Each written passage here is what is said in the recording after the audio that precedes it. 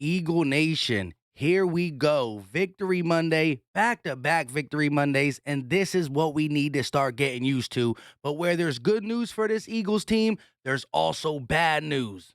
This is Philly Talk with Philly Mike. Talking sixes in the bird gang, that's our life. Competition, we ain't scared, yeah, that's what we like. Win or lose, you know we showing up and we gon' fight. You see we strive for the sky every day that go by. And every single week we screaming fly, Eagles fly. This is Philly Talk with Philly Mike, yeah. This is Philly Talk with Philly Mike, yeah.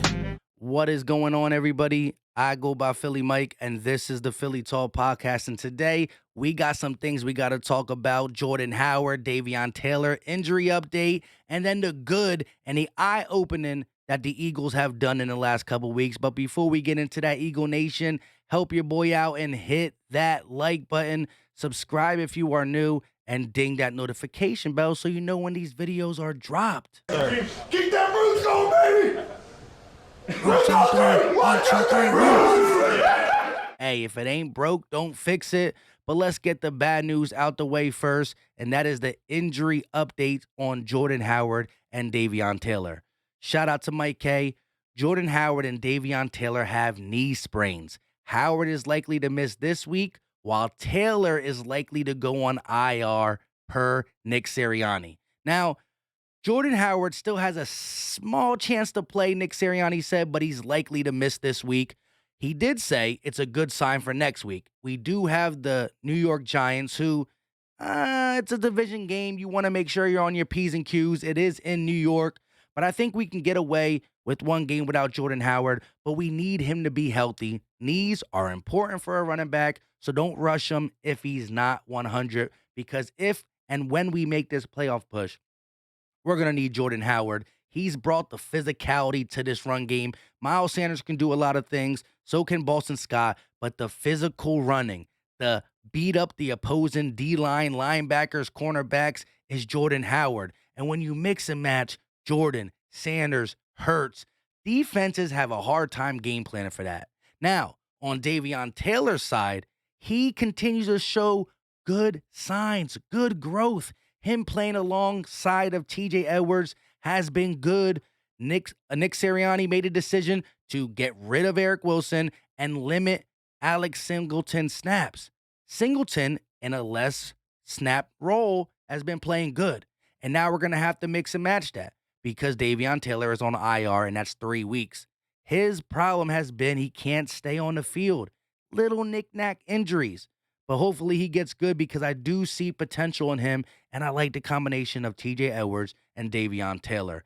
Now, since we're on the linebacker position, let's talk about TJ Edwards getting extended. It's a 1-year extension through 2022. I believe it's $2.1 million, something that sort. Do not quote me. I'll double check and put it in the comment section. But TJ Edwards deserves an extension. I wouldn't be mad if it was a couple more years. I'm not saying TJ and Davion lock up the linebacker position forever, right? I still think you have to look at that position in the draft because you need a multitude of linebackers to do different things. TJ Edwards does have his deficiencies, but he's been solid via the run, dropping back in coverage. I just like how he plays, and as long as he can stay healthy, he's going to be our lead guy at the linebacker position. Now, before we get into Jalen Hurts and my thoughts on this game and the defense, the offense, I also got to put up this stat. Boston Scott, again, follow your boy on Twitter at Philly_Mike25. No Jordan Howard this week with a knee sprain. Okay, time for the giant killer to get busy, Boston Scott. And that's who kills the Giants. I don't know what it is. Boston Scott's 2 best games in his career both came against the Giants. It's as simple as that. If Boston Scott has a role against the Giants, the Philadelphia Eagles cannot lose. I mean, it is what it is. Looking at this team, not just what we did against the Saints, I want to get a bird's eye view of this team since the growth, since the roots, since the hold up. Might as well play it. Some of y'all love it. Some of y'all hate it. Love is everywhere. Since the growth, the roots, the flowers, this team has been different. And I want to give you a bird's eye view in the last 4 games before we get into the specifics of this Saints game. If I can find it, here we go. I tweeted this out, and this is my own research. Eagles over the last 4 games were 3-1 in the win-loss column. We're averaging 34.5 points per game on offense. The defense is holding people to 18.7 points per game. We are rushing the ball on average 43.7 times per game. That's including all the running backs and Jalen Hurts. So it's including his scrambles and design quarterback runs. 43.7 rushes per game and 216 yards. If you look over the last 4, we are the #1 rushing team in the NFL. It's as simple as that. Baltimore is always going to be up there. Lamar didn't play last week. The Colts are talked about because Jonathan Taylor just went off. That's 1 game. We've been doing it for a month. 4 games. 3-1. And the only loss is a walk-off field goal, and we didn't like the defensive performance, no blitzing. We've seen difference since Jonathan Gannon came out and said, boom, I'm going to do it, guys. I promise this time. I promise. Yes, we've been playing against bad quarterbacks, but that's not our fault. But you see the press coverage. You see some more man. You see blitzes. Now, will he do that against the good quarterbacks? That's yet to be seen. But we've seen it, right? He could have got a little bit stagnant in his coverages against other teams. But since he did the whole boom, he's been all right. So we'll see how that goes.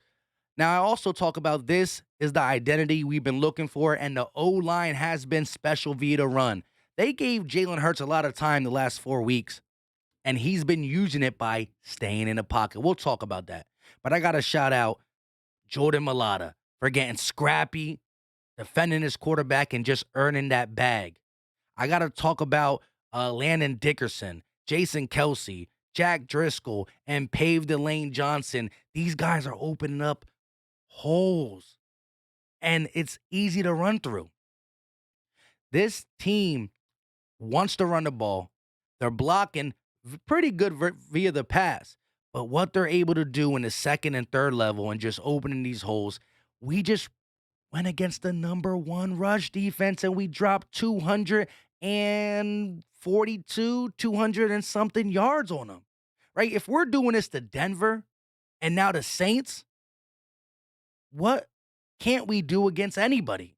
Now, there's going to be a time where teams sell out to stop the run, right? Right now, they're dropping 8 in the box. What if they start dropping 9 in the box? What if they start selling out blitzes, 0 blitzes, and all that stuff? Well, that's when we call upon Jalen Hurts.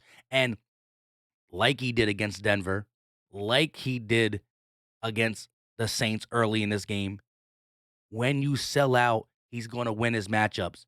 Devontae, Goddard, we got to get Quez more involved. And I think we got to substitute Jalen Reagor for Greg Ward Jr., or at this point, maybe get J.J. Arcega-Whiteside, because I don't think he can do worse. He might not do better, but he might not. I don't think he can do worse, because we won't throw him bubble screens. We won't do that. But we did throw him a screen, and he took it for like 18 yards. First down. But I want to get on Jalen Hurts for a second. A lot of people are talking about his game. He only threw the ball this many times. He was blah, blah, blah, blah, blah. Again, when Jordan Howard went out, I think Nick Sirianni's taking his foot off the gas pedal, really didn't know where to lean and what not to do. But the playmaker ability of Jalen Hurts is at an all-time high. He's a winner. And I got to show you this because I had a little fun with it on Twitter. The full version of it is on Twitter, but I can only show you a 5-second clip on here. But I said this in my post game when Jalen Hurts pulled number 96, Carlos or Charles Grandison, out of his sneakers, out of his cleats. He did the whole Mortal Kombat Shang Tsung, your soul is mine. And listen to it. Y'all tell me if it sounds like it. Your soul is mine. Hurts has the first down. I mean, we got to have a little fun, but the way he stopped on a dime, talk about LaShawn McCoy's Twitter handle, cut on a dime. That's what I saw here. One more time. Your soul is mine. Hurts has the first down. Your soul is mine. Straight up, straight up, straight up. But again, looking at what this defense did, in the grand scheme of thing, not counting the fourth quarter, which, would have me more nervous. I would be nervous about the fourth quarter if Darius Slay was still there and I knew the gas pedal was still on, right? You can't take your foot off it like that, even without Darius Slay. But we won this game. We out muscled them. We just beat them. And the Philadelphia Eagles are bringing back physical running, right? And people say, you can't win this way. Well, I got a stat for y'all, and I'm going to do a separate video later in the week about it. But for those who listen past 10 minutes, this week, 9 of the 15 teams that won, right? 15 teams won this week. 9 of the 15 won their game with quarterbacks averaging 175 passing yards. That's not even hitting 200. So how did they win? They played defense and they ran the ball. They ran the ball. 9 out of 15 teams ran the ball and won. But who's getting talked about? Oh, Jalen Hurts. Not talking about Carson Wentz, Tyler Heineke, Jimmy G. You're not talking about these guys. You're talking about Jalen Hurts. Jalen Hurts will beat the opposing team with his legs and the run game provided with him with this O-line. But when he's called upon to make plays via the pass, it's in his blood. He's a playmaker. What he needs to do is learn to do it consistently. But that is what time will present. I know some people hate doing this. He's not a rookie. I understand that. But he is only on his 14th or 15th start. So let's look at the things he does good and try to correct the things he does bad or not as well. Because what he does good is very good. And he can make some throws. And I seen with my own eyes when the run game is looking good and you can make him think less and have less on his plate, the 15 to 23 passes are more efficient. They're more accurate. He's staying in the pocket. He's not hitting the panic button. He's doing the things that I said. Can you just show me a little growth in these areas? I think it's more than a little growth. Y'all let me know in the comments your thoughts. Give me everything about this game, right? Jordan Howard being out, Davion Taylor, Jalen Hurts, the offense, the defense. Let's talk about Nick Sirianni and his job too and the players buying in. Let me know all your thoughts because like I say in the play-by-play, which we had over 1,200 likes. Shout out to the people who hit the like button and support me in the live play-by-plays where I wear my heart on my sleeve. 1,200 likes. Y'all the MVPs. Leave all your thoughts in the comment section because I really do love hearing from you. And we will have a couple live streams this week. Got Devin Caney coming on. I'll be on LB's channel for GOAT Talk, and we might have some more. Until next time, y'all know what time it is. We out.